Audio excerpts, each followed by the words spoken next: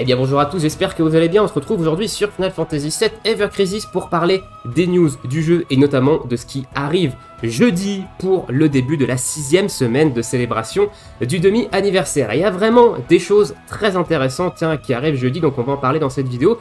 Je vous mettrai des timecodes en description. Écoutez, sur ce, c'est parti. On va commencer par la vidéo qui a été postée ce matin sur Twitter qui présente quelques-unes de ces nouveautés. Je coupe le son du jeu et c'est parti.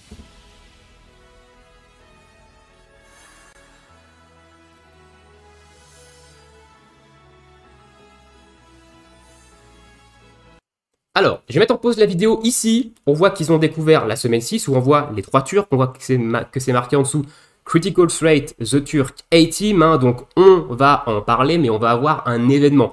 Critical Threat, et je suis très content parce que je trouvais que c'était quelque chose qui manquait dans cette célébration, ce type d'événement où on va affronter pas un, pas deux, mais bien les 3 Turcs en même temps, et ça annonce vraiment un combat très intéressant, et notamment au niveau du Crash Battle, parce que je rappelle que les événements Critical Threat sont ceux qui présentent les combats avec le plus haut niveau de difficulté dans les événements, c'est les Crash Battle, et c'est vraiment des combats très intéressants en termes de mécanique. Mais je ne m'arrête pas spécialement sur cette image pour ça, mais pour parler rapidement de la semaine 7, parce que je vais vous conseiller quelque chose. Ne vous hypez pas trop pour ce qui va arriver sur la semaine 7. Je pense que ça fait déjà un petit moment qu'il y a bon nombre de personnes, dont moi, qui se hype pour cette semaine 7 en étant quasiment persuadé de ce qui va y arriver. Et ce matin, il est tombé une news. Alors, ça parle de datamine, j'en parle quasiment jamais parce que c'est pas très autorisé normalement par Square Enix, mais c'est une info qui vient du coup des datamine et j'en dirai pas plus, mais faites redescendre votre hype, je pense, par rapport à ce que vous pensez que ce sera, parce qu'il y a moyen que ce soit pas ça et qu'on soit tous déçus. Donc voilà, donc moi le premier, donc je vais commencer déjà à faire redescendre moi personnellement ma hype, et on va prendre ce qui arrivera la semaine prochaine, comme ça arrivera sans avoir quelconque attente par rapport à quelque chose. Voilà, donc c'était juste pour vous passer ce petit message-là, mais j'en dirai pas plus parce que c'est du datamine. Allez, on continue la vidéo ici, donc avec la présentation de ce Critical Threat, The Turk A-Team. Donc on voit évidemment les 3 Turcs ici, Rude, Elena et Reno. Et honnêtement, j'ai hâte parce que ça annonce vraiment du combat vraiment très intéressant. On va prendre une attaque trio dans la tronche et ça risque de faire mal. J'ai vraiment hâte de voir ce combat. Ensuite, information suivante, et là ça fait mal parce que déjà la semaine dernière, j'avais dit que le rythme des portails était quand même assez infernal. On avait eu 3 semaines de suite, 3 portails. On avait eu le portail de Sephiroth Zack. Semaine d'après, on avait eu Iris Lucia. Semaine d'après, donc la semaine dernière, Ketsit Tifa. Et là, on a encore une fois un 4e portail en 4 semaines ici. Donc c'est vraiment un rythme qui est vraiment fou. Et je trouve que c'est un peu trop. Dites-moi dans l'espace commentaire ce que vous pensez du rythme des bannières sur cette deuxième partie de célébration du demi-anniversaire, parce que je rappelle que la première partie, on avait eu une seule bannière en 3 semaines. On avait eu que Cloud et Glenn durant les 3 premières semaines de célébration. Alors on avait encore le crossover FF7 Rebirth qui était là, mais du coup on avait eu que cette bannière sur les 3 premières semaines. Et derrière, on a eu un enchaînement là sur ces 4 dernières semaines où on a eu une bannière par semaine. C'est un petit peu compliqué quand même à suivre. Alors en free-to-play, c'est impossible, je vous le dis, à moins que vous soyez extrêmement chanceux, c'est quasiment impossible. Et même pour des low spenders, c'est compliqué. Voilà. Donc il faut faire des choix. Et on a ici une bannière avec Barrett et Red 13. Et notamment, ça va faire plaisir aux joueurs de Barrett. Il y a enfin un nouveau costume pour Barrett, l'Electro Armor, ici. Donc, après plus de 6 mois depuis son tout dernier costume, parce que Barrett a eu un costume dans la toute première bannière du jeu, avec le costume de Cloud, et il n'a pas eu de costume depuis cette toute première bannière du jeu. Donc, ça faisait plus de 6 mois que Barrett n'avait pas eu de costume en bannière, et pourtant, il a eu quelques nouvelles armes. Je crois qu'il en a eu même qu'une seule. Je me demande s'il n'y a pas eu que le micro laser pour Barrett en armes bannières, et derrière c'était que des armes free-to-play. Si j'en oublie une, dites-moi dans l'espace commentaire, mais je crois qu'il en a eu qu'une seule de nouvelles armes hein, en bannière, et il n'a pas eu de nouveau costume, donc là on a un nouveau costume pour Barrett, et si on regarde un petit peu l'attaque qu'il fait, hein, déjà le costume il est sympa, honnêtement il a l'air plutôt sympa, et si on regarde l'attaque qu'il fait, déjà c'est une attaque qui a l'air d'être au corps à corps, et une attaque électrique. Est-ce que Barrett n'aurait pas un Arcanum de foudre dans cette bannière-là? Donc le premier Arcanum pour Barrett et le deuxième Arcanum de foudre, parce qu'également, l'élément foudre, c'est un élément qui n'a pas été mis en avant dans une bannière, du moins avec un costume augmentant ses dégâts, hein, parce qu'on a déjà eu des armes de foudre. On a eu l'arme de Lucia hein, qui tapait foudre magique, par exemple, mais on n'a pas eu d'autres costumes augmentation de dégâts de foudre depuis la première bannière avec le costume de Cloud.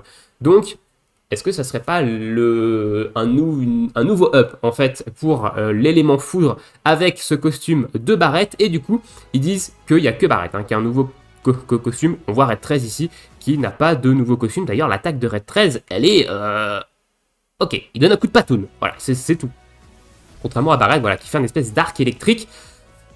Ok, bon, dites-moi ce que vous pensez de tout ça dans l'espace commentaire. Donc voilà, là, il nous rappelle un petit peu ce qui est déjà en cours dans ce demi-anniversaire. Et voilà un petit peu pour la vidéo qui nous a été postée ce matin sur Twitter. Donc je vous laisse réagir à ça. Et maintenant, on va passer en jeu parce qu'il y a également eu quelques petites annonces, notamment par rapport à un deuxième événement qui sortira également jeudi, et je suis content parce qu'ils sortent en fait mes deux événements préférés en même temps. Voilà, vous l'avez vu, il y a également un ranking, un dungeon ranking qui va sortir jeudi. Donc on va revenir rapidement sur le Critical Threat The Turk A-Team parce qu'on a un petit peu plus de détails quant à cet événement. Donc c'est un événement dans lequel on va farmer des tickets de bronze et des tickets d'argent dans un premier temps, et on aura certainement une deuxième partie de l'événement avec cette fois-ci des tickets d'or. Donc c'est des événements qui sont très intéressants, qui donnent pas mal de ressources, notamment pour augmenter les armes.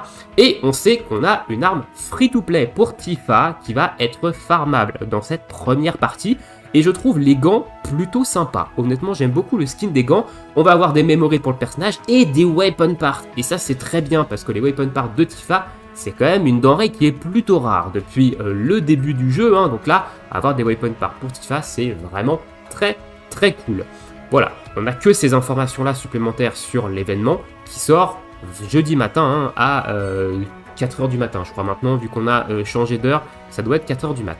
Et on a l'annonce du prochain événement de classement hein, dans la Mitrine Mine, qui lui sort également jeudi matin.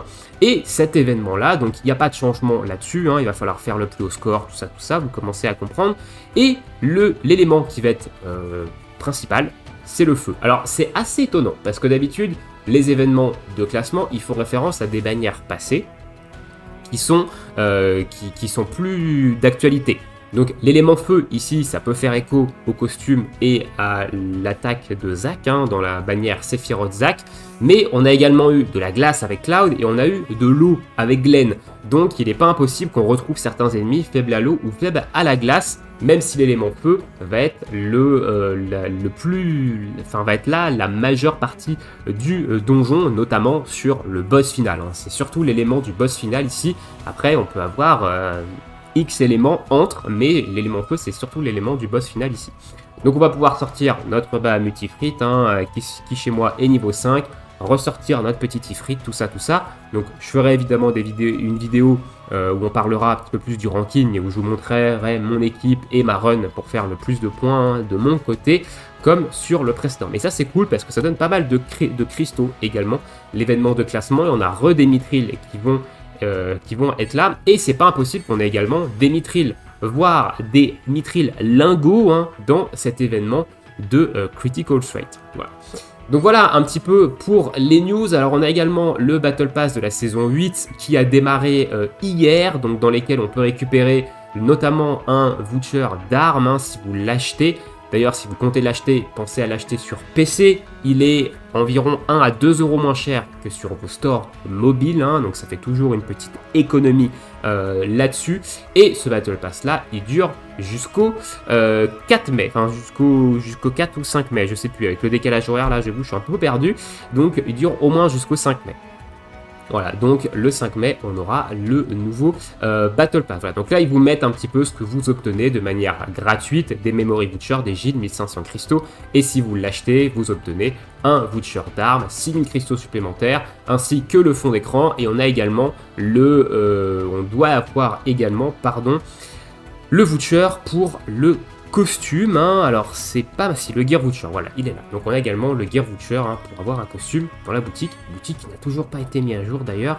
Donc ça va commencer à faire pas mal, hein, parce que si on jette un coup d'œil vite fait dans les échanges de costumes, et ben il en reste quand même, il en reste 4. Voilà, si vous êtes comme moi et que vous n'avez pas eu d'autres tickets de gear par d'autres biais, via des packs, etc., il devrait vous en rester 4. Donc d'ici 4 mois, s'il n'y a pas de nouveaux personnage qui sort ou de nouveaux costumes, et on va plus savoir quoi faire de ces petits tickets. Voilà. C'est tout, évidemment, pour les news. Hein. Voilà, j'ai fait le tour des news de ce qui va arriver jeudi. Donc dites-moi dans l'espace commentaire, vous, est-ce que vous comptez invoquer par exemple sur Barrett? Est-ce que le Critical Threat avec les 3 turcs, ça vous hype? Est-ce que le donjon de classement, ça vous hype? Tout ça, dites-moi ça dans l'espace commentaire. Et nous, on se retrouve jeudi pour la vidéo news pour parler un petit peu plus en détail hein, de toutes ces nouveautés-là. Je vous souhaite tous une très bonne journée, très bonne soirée, bon jeu et à bientôt. Ciao, ciao.